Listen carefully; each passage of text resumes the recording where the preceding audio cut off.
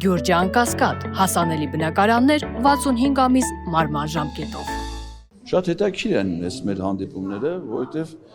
ես երևի պետքա դատախազությունից բոլոր հանդիպումներին ներկայացուցիչ հրավիրեմ, տենց է ստացվում օպերատիվ արձագանքման։ Պարզվում է, որ հանդիպման եկել էր հանձնաժողովից միայն պատգամավոր Գեգամ Նազարյանը, հանձնաժողովի այլ անդամներ չէին ներկայացել հանդիպման։ Պարոն Նազարյանը ըստ էության ինձ մի քանի խորհուրդներ տալուց բացի ոչ մի իմ հարցին ըստ էության պատասխան չտվեց, խուսափում էր հարցերին պատասխանելուց, դա ցավալի էր, բայց մի քանի հարցի պատասխանելուց տվեց շատ հստակ եւ սպառիչ պատասխաններ։ Մասնավորապես պարզվում է, որ պարոն Գեգամ Նազարյանը չի կարդացել կառավարության գործունեության 2021-26 թվականների ծրագիրը, ընդհանրապես ինքը խոստովանեց, որ ծանոթ չի այդ փաստաթղթին, չի կարդացել, իսկ դա պատգամավորի պարագայում կարծում եմ լուրջ թերացում է, որովհետև կառավարության ծրագիրը ազգային ժողովի կողմից հավանության է արժանացել, այսինքն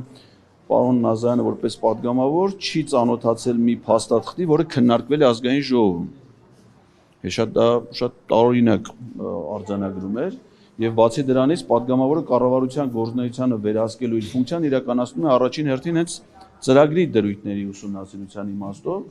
եւ պարոն Նազարյանը խոստովանեց, որ ինքը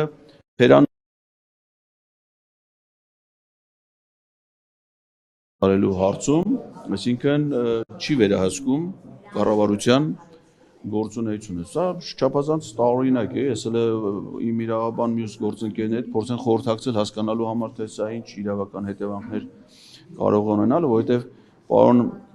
Գեգամ Նազարյանի կարգավիճակը նաև խոցելի է այլ առումով, որովհետև նա դուրս է եկել պատգամավորական խմբակցությունից, շարունակելով մնալ ազգային ժողովի պատգամավոր։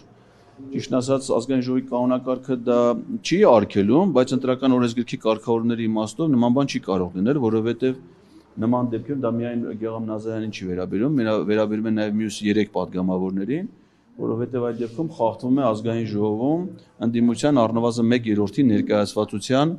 սկզբունքը, որը ընտրական օրենսգիրք սահմանադրական օրենքով է կարգավորում։ Փաստորեն մենք գործ ունենք բոլոր իմաստներով շատ խոցելի պատգամավորի հետ։ Ըստ էության ձեզ հետ ընդդիմադիրներն էլ չեն եկել հանդիպելու, ինչով եք դա բացատրում։ Գիտեք, ինձ բացատրել այստեղ ազգային ժողովի աշխատակիցները տեղեկացրեցին, որ ընդհանրապես քաղաքացիների ընդունելությանը հանձնաժողովի ոչ բոլոր անդամներն են գալի։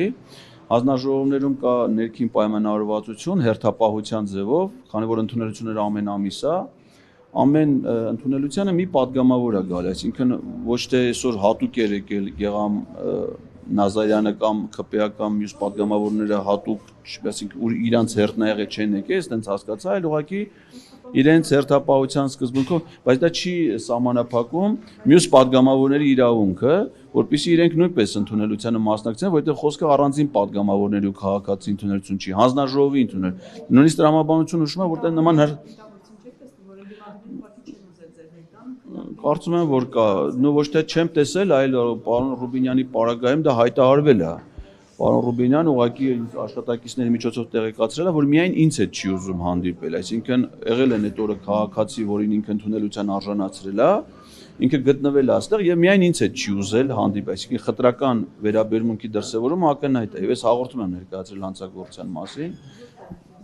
գլխավոր դատախազին։ Այո, մեր այդ նախատեսված հանդիպման հաջորդ օրը հաղորդում եմ ներկայացրել 2 խնդրանքով, որ վարույթ նախաձեռնվի եւ նաեւ միջնորդություն ներկայացվի ազգային ժողովին Ռուբինյանի անձեռնմխելիությունից զրկելու եւ մեղադրանք առաջադրելու համար։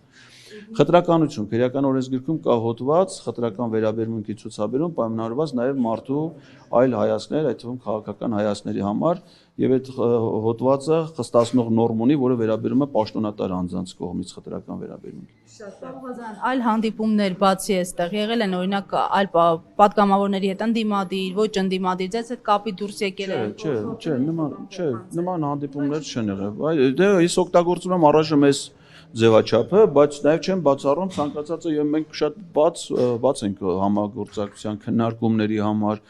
ցանկացած ձևաչափով եւ փակ հանդիպումների եւ եթե հերոստատեսային բանավեճեր կլինեն, ասենք բաց ուղիղ եթերով քննարկումներ այս թեմայի շուրջ, ցանկացած ձևաչափ ինձ համար ընդունելի է, ես որևէ մերժում չեմ ունեցել, չեմ մերժել որևէ։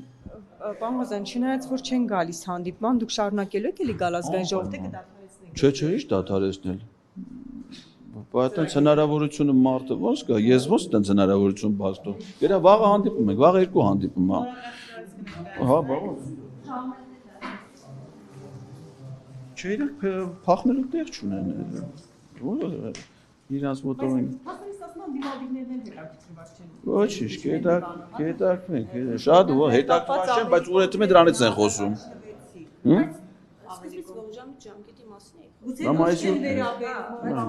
Բայց այդ ասած ողջամիտ ժամկետում մենք ունեցել ենք 3 խմբակցություններից 2-ի անունից հայտարարություն։ Այդ ժամկետում ունեցել ենք անհաշվելի քանակության պատգամավորների հարցազրույցներ, դրսևորած վարքագծից, այսինքն նշ չի, որ իրանք